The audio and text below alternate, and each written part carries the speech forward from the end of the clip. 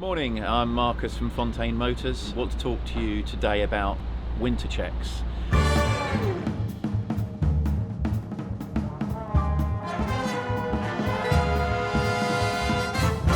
It's something that you may well get your local garage offering you. You may see it in the press and so on. Free winter checks, paid winter checks. The truth is, these are things that you can do yourself, and in actual fact you should do yourself, because it's a regular maintenance thing during the course of the winter, not just a pre-winter check for the whole of the winter. So I want to just run through with you some basics you should check for, and these will cover you over the winter time. First of all, your tyres. Tyres are an interesting one. Very important all year round, obviously, that the tread is okay, but never more so than in the winter. You've got here, and what I've done to show this is I've got a Volkswagen Golf here. I've turned the wheel on a full lock. If you want to check your front wheels, then the most important thing is to be able to see the whole tread all the way across. And one of the ways that you can check your tread is with a coin, and I've got a simple 20p piece here, and I'm going to demonstrate.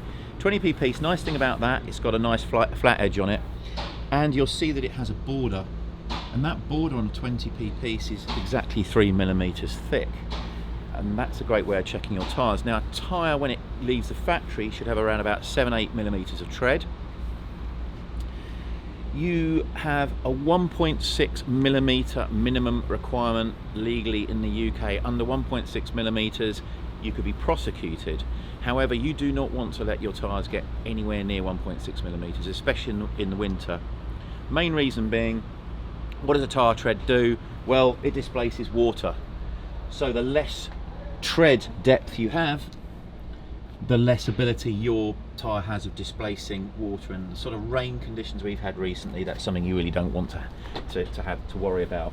So we recommend, and most garages will recommend, that once a tyre gets down to about 3mm or under 3mm, you should be replacing it. So you can use a coin and you can place it into the tread, and you can check whether that is below or above 3mm.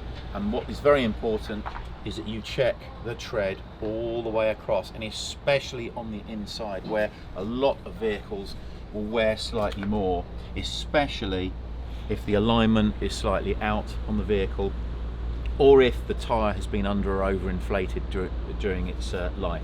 So check all the way across the tread. For the rear tyres, you're going to need to use perhaps a mat, get something out that's going to protect your knees. Again, you need to basically be able to get under the vehicle. You can't turn the steering, obviously. You should get under the vehicle so you can check the tread all the way across. That's tyres. Next thing, wiper blades. Obviously, you need to make sure that your wiper blades are clearing the windscreen properly, and if you do find that when you put the wipers on that they're smearing slightly, you can clean the wiper blade. We recommend using washer fluid, which I have a bottle here. This is a Volkswagen product, Quantum, so it's suitable for Audi VWs. I mean, we would recommend using a manufacturer approved product in your washer fluid. You can use this with a rag. You can gently go over the blades and make sure that you've got any deposits off there, and clean them nicely. If you do find that they're still smearing after you've attempted to clean them, then you are looking at replacement. It's not a big deal. Nice thing on Audi VWs, most of the group cars now, is very, very easy to fit. So if you get a nice pair, and you'll see actually these are not Volkswagen original equipment, these are Bosch. You can probably pick these up nicely from a number of stores, or of course original manufacturer from your local dealer. And then to replace the blade, simple tab system on the top, which you just press in and then slide the blade out. Very easy to come out. Very important thing, do not let your wiper arm twang on the windscreen. Probably rest it on a piece of card or a duster or something under there, just to double protect, but just let it down slowly, otherwise easy to crack your windscreen. That's not what you want to be doing. New wiper blade, goes in just reverse way, simply just slides in home. As simple as that. There we go. Wiper blades, once you've done those, there's a couple of under bonnet checks that you should do. Very straightforward. Say we've got this Volkswagen Golf here as an example. Under the bonnet, the screen wash, very straightforward. All screen wash bottles on VAG group cars have a nice blue cap, as you can see there. It's very obvious. It's not so obvious where the full mark is, and because it's crammed in under the bonnet, it's very difficult to see down the side. In actual fact, it has a long filler tube that goes down to a tank that's hidden away. So the only way of doing this really is to keep it regularly topped up. You can wait until your warning light comes up on the dashboard for low washer fluid, but that means you're already very, very low. I just say regularly, every couple of weeks, depending on how many miles you do, top it up. This is a concentrate, which means it mixes water. The details are on there, what the mix should be. Use this, top it up, and you'll see when you look inside the top of this reservoir, you have a little gauze. If you fill it up to this level here, where this gauze is, close it down, you've done your washer fluid. A lot of talk is mentioned from dealers about coolant and antifreeze and how important that is. Of course it is important in the winter, but your car should have coolant in it all year round. And as long as you're keeping your car regularly serviced at a dealer, then you'll know that when it goes in for a service, even if it's in the summer, they'll be checking your coolant level and consistency.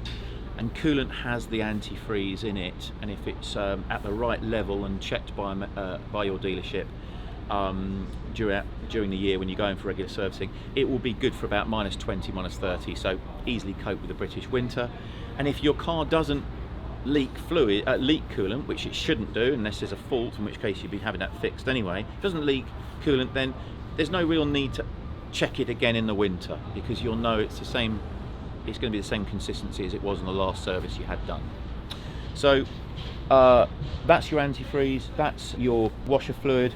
Apart from that, only other couple of things to mention, general things, are keep your car washed, keep it clean. I know it's irritating, the sort of weather we've had, how quickly a car will get dirty and you think you'll leave it, but the reality is that you're not only potentially obscuring the number plates, but you're obscuring lamps, lights on the vehicle, which are going to cut down the visibility for you. So keep the car regularly cleaned. Other things, just tips, which are besides the car, which are things like keep something like a blanket in the back, keep a first aid kit, keep a blanket in there. Even in suburban areas, you can get stuck by just slipping down a side road onto a motorway, getting stuck in a jam. You could be on there for hours. So keep a few essentials in the car, just in case the weather suddenly turns, and you should be good for the winter. If you like this video, give us a like, and please subscribe to our channel. Thank you.